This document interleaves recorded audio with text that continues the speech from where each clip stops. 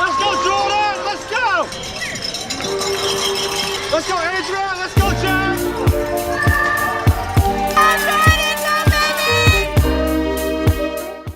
Good morning, what's poppin'? Coming to you live from Palisade Interstate Park. Figured I'd switch it up a little bit today, guys. I wanted to do the recap for the 5th Avenue Mile. So today I'm out on a little bit of a location scouting mission. I want to get off the roads for a little bit. Here in New Jersey, it's called the Garden State for a reason. Let's get into this recap.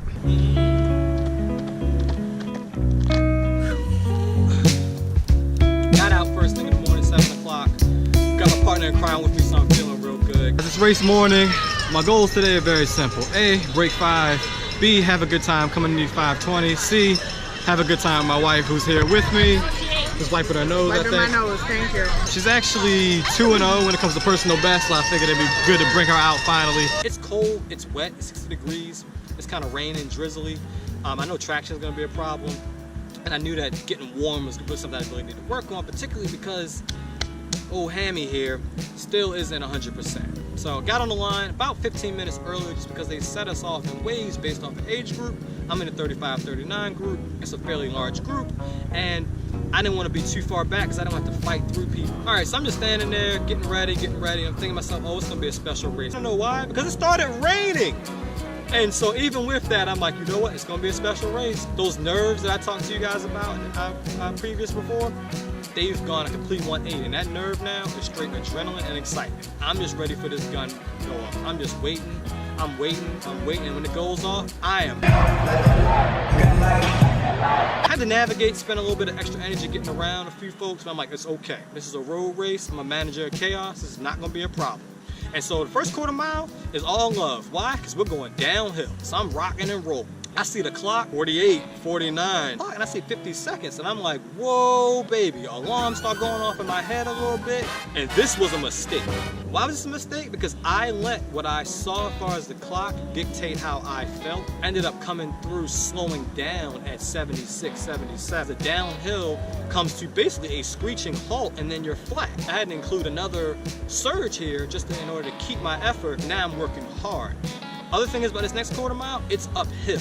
And so now I'm putting in a lot of effort, and I get about halfway up the hill, and I notice old Hammy is starting to hurt. And it's going, on a scale of 1 to 10, it went 1, 2, 3, 4, and holding at 4. And I'm like, why now? And so I had to make a decision. I was like, I can either continue to increase my effort here and potentially not finish, do some real damage to myself, or maintain what I can handle as far as that pain level and just see where I'm at the 800 meter mark. And so that's what I did. So I ended up coming through, I think the clock says something like 240, 241. The pain now that I'm at the top of this hill has started to subside a little bit. I can accept the fact that this is gonna hurt, but I don't have to really go crazy in terms of my effort. Just maintain the effort that I just had. Let the downhill take care of it and just keep eyes on picking off people. And so that's what I did. I guess maybe like 100 meters or so out from the clock this time. And now I'm starting to enter into a bit more of a very upbeat, not full on sprint, but I'm definitely starting to push hard and home. And the reason I know I can do that as well is that I know my baby is gonna be there at the 3/4 mile mark. Heard her before I saw her. There was, I guess, 3 or 4 people who were ahead of me, and the next 100 meters I caught. As I moved through the next like 200 meters or so, I caught like 1 or 2 other people, and right at the line, I clipped 1 more guy. So I was able to finish the time in 5 minutes and 14 seconds. Now at this point, I'm already thrilled because that's a 6-second PB. But I'm like, hey, maybe because I started my watch too soon, maybe it's more like 5:10. And so when I finish up, I'm like 5 minutes, 10 seconds. Another 10 seconds off of my last run. Didn't quite hit 5, didn't matter. I get the unofficial time like 5:12. I'm still thinking 5:10, 5:10. The results became official. Listen, it was 5:12, but that still meant that it was an 8-second PB. I did it with a busted hamstring, cold weather, wet weather, not great traction, and I did it without having as much practice as I would have liked throughout the week. And so for me, that's a major win. And where it would be great to have 1 more mile race, I took this week off.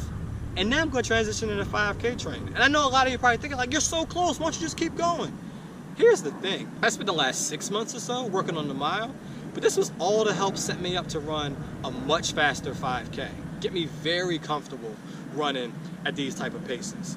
Now, I'm going to still hold my goal of breaking 5 minutes in a mile, but that's not my primary goal for this year. My primary goal was to go sub 19 in the 5K.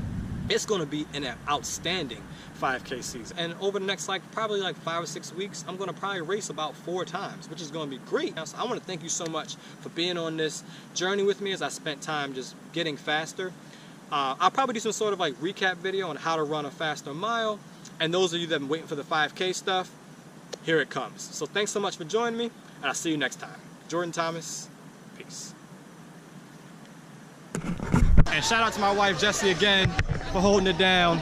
And in the rain with me. She was with me shooting in the gym, standing in the rain. I love you. Okay, now we should go and get some Shake Shack or something. Yeah, I'm cold. Okay.